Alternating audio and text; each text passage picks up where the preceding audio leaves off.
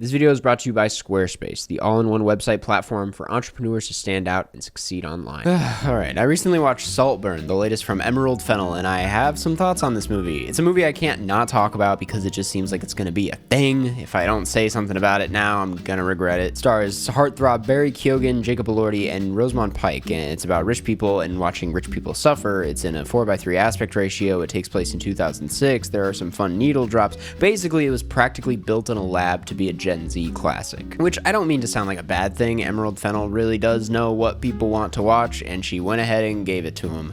Let's talk about if it works, though. Saltburn is about a dweeby Oxford student named Oliver and what happens when he's drawn to a charming young lad named Felix. When they hit it off and Felix invites Oliver to his family's extravagant estate in Saltburn for the summer, things get weird. I'll leave it there because more than half the fun of this film is watching its twists and turns, but basically it turns into an erotic thriller. Second video in a row I've talked about Jacob Elordi, but I thought he was, again, great. In Priscilla, it felt like he was using his Euphoria style in a stronger way, but this felt like a new side of him altogether. I really believed him as this chipper, charming hot stud that comes from money. He had that gentle, giant charm about him that really worked for this character. And Barry Keoghan was great as always. It was such a treat to see him as a full-on lead. Usually I leave movies wanting to see more of him, but here I got to see way more of him than I ever expected. So that was great. That was lovely. Something I really appreciate about Saltburn is that it isn't boring. Now's a good time to come clean that I wasn't particularly hyped for the film. None of the trailers really sold me. From the outside, it looked like a shitty teen drama shot in an artsy way to make it look like something more highbrow than it actually was. But actually watching the film, I found it to be a lot less predictable than I was expecting. The story does throw you off in a good way. It knows that you think you know where it's going, and it consistently subverts those expectations. It kind of fumbles this near the end, but I'll talk about that in a second. This also applies to Promising Young Woman, Fennell's last film. I think that movie has a handful of flaws. On a rewatch especially, I found very little to feel impressed by once I knew where it was going. I think the whole thing is a little cheesy looking back at it. And Saltburn similarly works pretty well as a film where you don't entirely know where it's going the first time, but it does make you care enough to stick around and makes you intrigued. I guess in short, I do think Emerald Fennell is an undeniably talented screenwriter, as she's proven twice now. She really does know how to write a compelling movie, but here, even more than Promising Young Woman,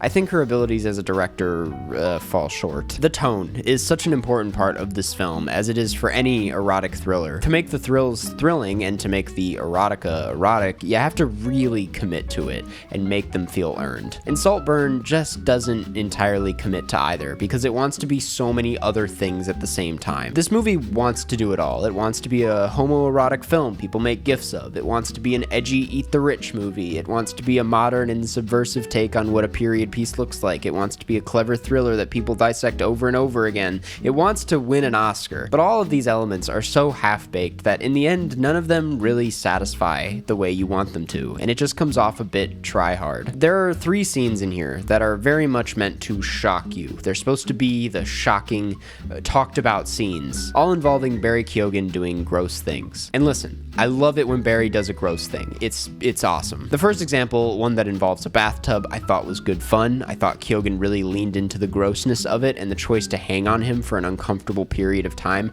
really worked. It's also the first instance of something actually kind of strange and off-putting happening in the film, so when it happens, I was kind of buckling myself in to see where this would go, how this character would evolve. But the film just kind of abandons this idea. The gross and desperate side of him comes out so inconsistently after this that when it does happen again, it feels more forced than it does true to his character. And when these shocking moments come so out of the blue and feel abrupt and so extreme next to everything else that the movie has been showing you, it feels like the film trying really hard to be edgy and ultimately just coming off a bit absurd. I'm specifically referring to a scene near the end of the film involving dirt. If you've seen it, you know what I'm talking about.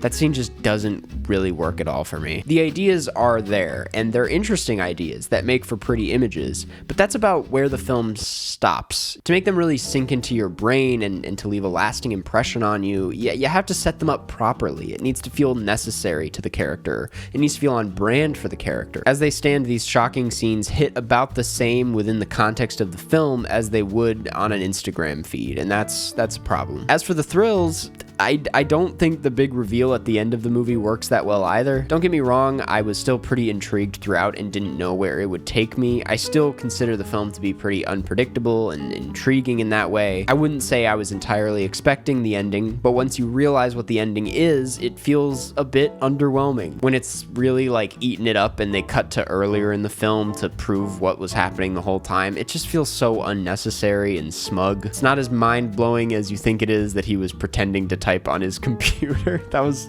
so not cool. The whole film is really relying on the satisfaction of this ending, and it doesn't feel as satisfying as it should, probably because the character's motivations are thrown all over the place for 2 hours before it's revealed. I get that he's a complicated character, but it feels like less of that and more like the film being so jumbled and unable to pick a side, which of course the movie's gonna feel underwhelming if it doesn't feel conclusive at all. I guess that's what happens when someone who comes from money doesn't know how much they should lean into their trendy eat the rich movie. 4:3 aspect ratio doesn't work for a movie like this. I want to see the big yard and the beautiful interiors and the glamorous lifestyle. I don't know why they did the 4:3. This feels like such a forced choice that's more limiting than it is intentionally claustrophobic. If you can't tell, this movie frustrates me. There's so much that I don't like about this movie. My experience went from having low expectations, being more into it than I expected to be, slowly growing tired of it by the end, and then feeling very disappointed once the credits rolled. And movies with not as much meat on their bones that rely so heavily on surface level thrills certainly don't leave much of a lasting impact on me personally, so I can't say it's really gotten better after a few days of thinking about it. I also certainly don't think a rewatch would do it any favors either. It's just frustrating considering how close this is to being something a lot better. For having such a decent script, it's a shame that I don't feel any of it. It's not a terrible movie necessarily, but there is something really annoying about watching a thriller where you can see right through the thrills and can't unsee how hard it's trying to be edgy. Despite every performance here being pretty stellar, the soundtrack being fun, the writing keeping me on edge for most of the film, I still walked away very unsatisfied, clearly. And that's it. Thanks for watching. Go watch Saltburn and form your own opinion, and before you head out, I want to thank this week's sponsor, Squarespace, the best place to go to build a website and make that idea of yours happen. They have this feature called Fluid Engine, which is a next-generation website design system that allows you to customize every detail with reimagined drag-and-drop technology. I'm personally into their video collection feature as someone who wants to be a filmmaker and wants a way to showcase my work in a beautiful way. The video collection feature allows you to host video content, organize your video library, and showcase your content on beautiful video pages for desktop or mobile. And the whole process of putting it together is so easy thanks to their asset library, which allows you to organize, access, and upload all your files from one place. With this asset library, you're able to manage all your files from one central hub and use them across the Squarespace platform.